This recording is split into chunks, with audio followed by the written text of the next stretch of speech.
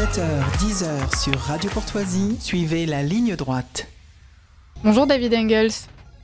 Bonjour Liselotte, bonjour. Je rappelle pour nos auditeurs, mais qui commencent à vous connaître, puisque vous êtes notre chroniqueur hebdomadaire désormais, que vous êtes philosophe aussi, auteur de Défendre l'Europe civilisationnelle.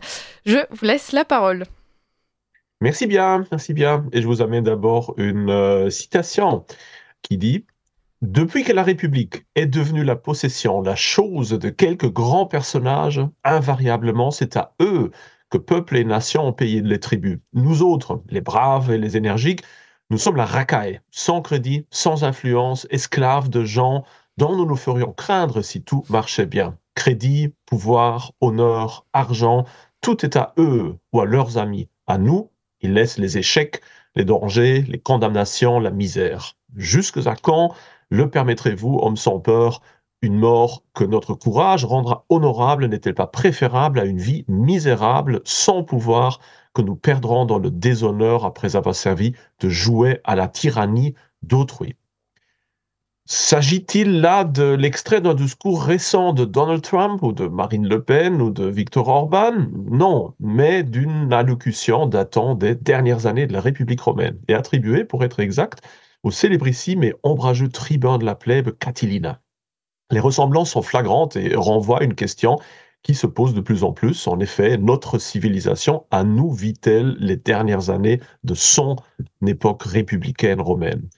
Et en effet, depuis quelques mois, cette question revient de plus en plus souvent dans les grands médias, surtout dans la sphère anglaise et américaine, ce qui est, si l'on me permet la petite remarque narcissique, loin d'être très très original si on se souvient que déjà en 2013, j'en avais traité de manière très exhaustive dans mon livre Le Déclin. Que lit-on dans donc ces médias? Alors que la droite américaine est obnubilée par le parallélisme entre le problème de l'immigration actuelle et l'émigration des peuples, et se complaît dès lors dans un déclinisme tardo-antique en considérant Donald Trump comme un genre de dernier rempart contre le raz-de-marée migratoire, la gauche, elle, met plutôt l'accent sur la destruction de l'ancienne République par César pour comprendre le phénomène Trump. Ce faisant, elle fait deux choix. D'abord, elle adopte une vision plutôt négative du dictateur au lieu de reconnaître aussi à la fois son génie organisateur et pacificateur et le degré de corruption de la République.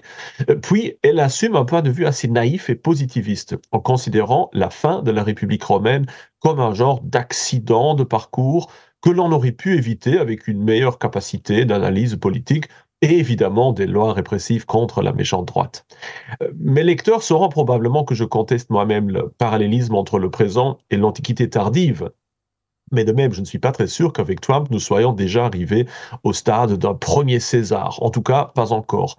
Notre équivalent des guerres civiles romaines est peut-être imminent, mais nous nous trouvons toujours, je pense, au moment de l'affrontement entre ce que l'on appelait à Rome les optimates et les populares, le symptôme d'une grave crise structurelle et d'une transition politique imminente. Retournons donc 2 millénaires en arrière.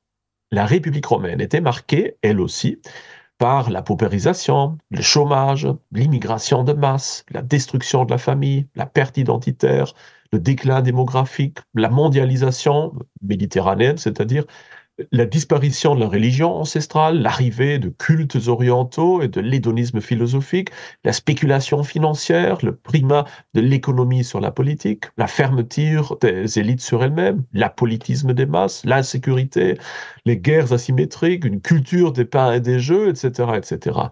Le système politique, sclérosé par le népotisme, la corruption, la courte durée des magistratures et la rivalité entre les factions, rendait impossible toute réforme sérieuse sans risquer la guerre civile et obligeait donc à repousser les grandes questions d'année en année. Dès lors, guère étonnant que le peuple, comme aujourd'hui, se refusait graduellement de participer à un système politique avantageant clairement une minuscule élite et devint de plus en plus perméable au discours du nouveau groupement politique des populares, s'opposant à l'establishment politique qualifié d'optimates. L'agenda l'agenda politique de ces populares, qui, comme les Gracques ou Catilina ou Claudius, faisaient d'ailleurs généralement autant partie de l'élite que leurs adversaires, était ambigu. D'un côté, il y avait évidemment l'ambition d'accéder à des postes élevés et lucratifs en contrebalançant l'opposition sénatoriale par le soutien de la rue. D'un autre côté, le programme défendu était un mélange assez explosif entre réformes nécessaires, idéalisme politique et démagogie. Redistribution des terres au profit des pauvres, distribution gratuite de blé à tous les citoyens, accroissement évidemment du pouvoir des tribuns de la plèbe, création d'associations populaires pouvant servir de forces paramilitaires, expulsion des étrangers de la ville de Rome, etc. Les parallèles avec Trump et aussi d'autres forces dites populistes aujourd'hui sont évidentes. Eux aussi, dans leur quête de pouvoir, se font les relais des soucis des grandes masses, lentement dépossédées au profit de l'élite économique et politique et tyrannisée par un wokisme de plus en plus débridé, et proposent des solutions souvent simpliste aussi et démagogique. La baisse des impôts, la hausse des allocations sociales, plus de démocratie directe, lutte contre l'insécurité, rémigration, etc. Tout en sachant que la constellation politique et la réalité des institutions interdit largement leur réalisation concrète sans rentrer en collision frontale avec le système judiciaire tel qu'il est constitué aujourd'hui. Dès lors, notre civilisation, tout comme la République romaine, se trouve au moment probablement le plus critique de son histoire dans une impasse. L'importance croissante des populistes, des populares, oblige les partis établis au front commun et paralyse de plus en plus les institutions politiques, tiraillées par la sclérose d'un côté et la démesure d'un autre.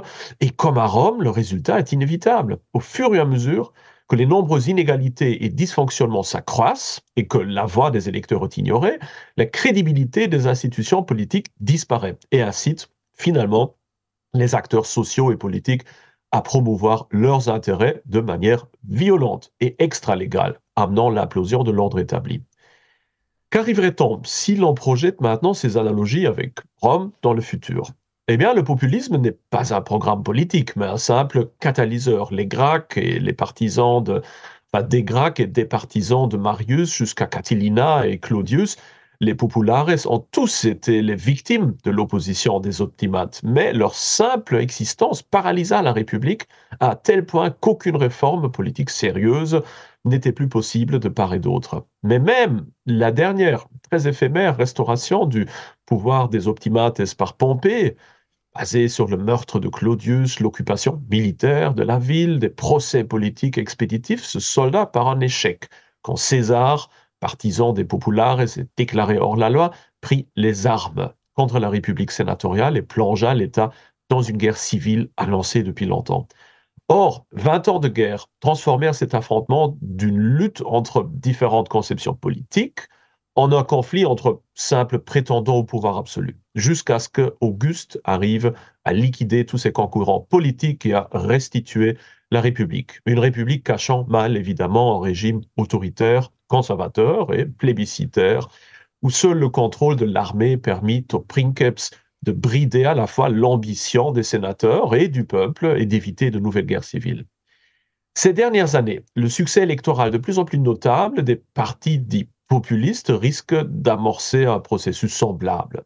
Mais les États-Unis sont encore loin, je pense, d'une véritable prise de pouvoir. Trump me semble être l'équivalent de Catilina ou de Claudius, non pas encore d'un César.